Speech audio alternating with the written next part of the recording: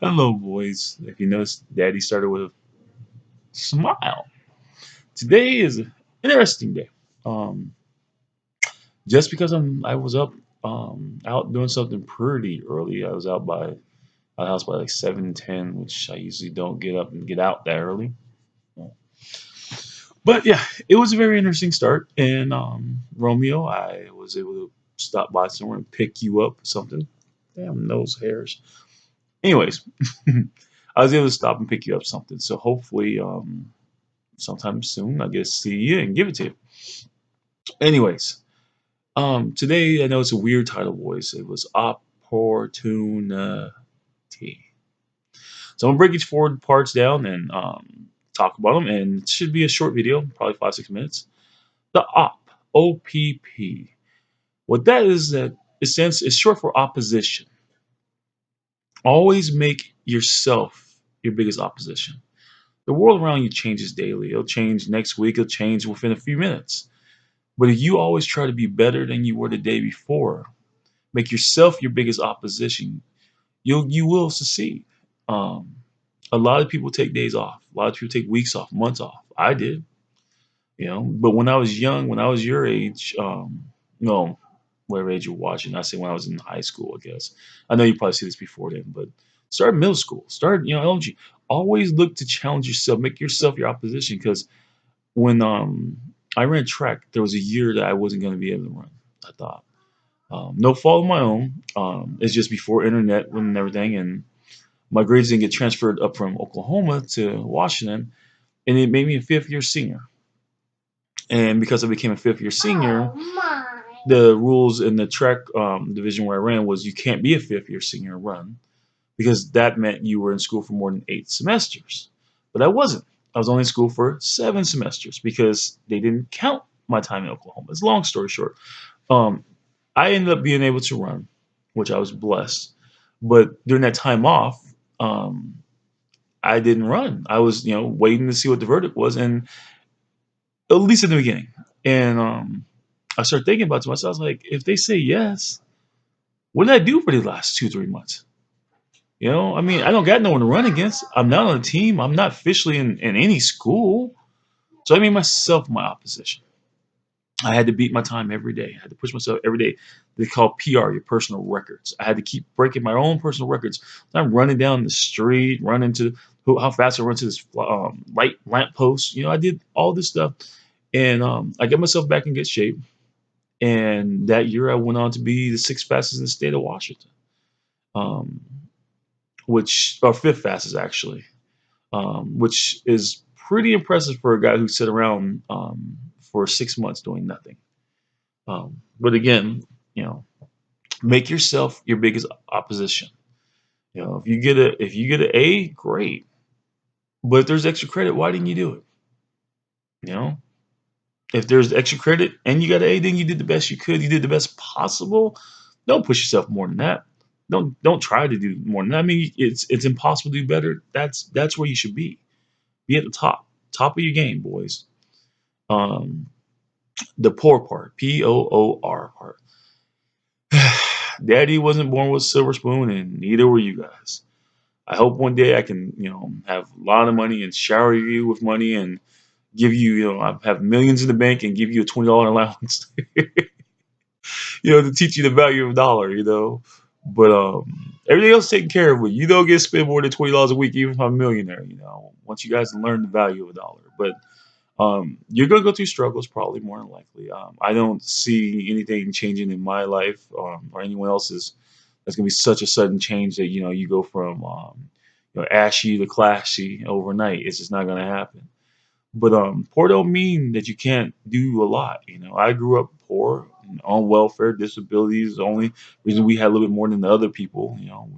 And I don't know what welfare is gonna be for you, but I grew up on $405 a month until I graduated. That was the whole total household income. It was struggling. But we always had roof. We always had food. I was taking her care of pretty good. I feel. And that little skinny 125 pound, 5'10" boy went on to become a state champion. Because I kept pushing. I kept believing that I could do it. So poor isn't is an opposition really. Like I said, your opposition should be you. You know, how many people who grew up like I did, as poor as I did, they said they've been in a limousine like 4 or 5 times. You know, I mean, I was in the limousine in my 20s, my 30s, and my 40s. You know, a lot of people can't say that. I've been to Vegas twice. You know, flew at least 4 or 5 times, I think, by now. You know, I mean, it's not living high on the hog or nothing, but I've been able to do some pretty big things for a person who should not have been able to do some pretty big things. So don't let the poor part stop you. Don't have a pity party. You know, everybody seems to live check to check. Millionaires sometimes feel they live royalty check to royalty check. You know, um, that's not an issue. If you got dreams and keep making yourself your own opposition, you will, surpass any expectations for you. Next one, boys, is or tuna. Now that seems kind of weird to be thrown in the middle, but I'm just letting you know, Daddy loves tuna helper. Okay, so I love tuna casseroles. I love tuna dishes. I don't like tuna sandwiches that much, like tuna fish sandwiches. I'm not a huge fan of that. But you put tuna in almost anything else, and I'll scarf it down. So maybe when you guys get older, you can figure out some mean tuna dish. You can bring your dad to the in the retirement home he's at. You know, instead of you tuna casseroles and stuff while you're off at college, you can send dad some while he's in the old rest home, for old dudes. Um, and the last part was tees, Tees. Um, Daddy loves t-shirts. I love catchy slogan shirts. I showed you my Death Note one. This one here. I don't know if you'll be able to see it too well, but yeah, here we go. Justice League. You know, I love t-shirts. Always have. Tried my hand at t-shirt businesses online. I think twice now. I didn't have the capital to start up. Translation didn't have the money. Got the designs out there. They'll probably still be out there when get older. Maybe you can buy a shirt from dad, help him out, help him make 35 cents. So whatever profit his margin was really narrow. But yeah, I have tons of t-shirt slogans out there. Some are for my books. Some are just catchy phrases I did, and I'm not stopping that dream anytime soon. People wear clothes. It's that simple. You know what I mean?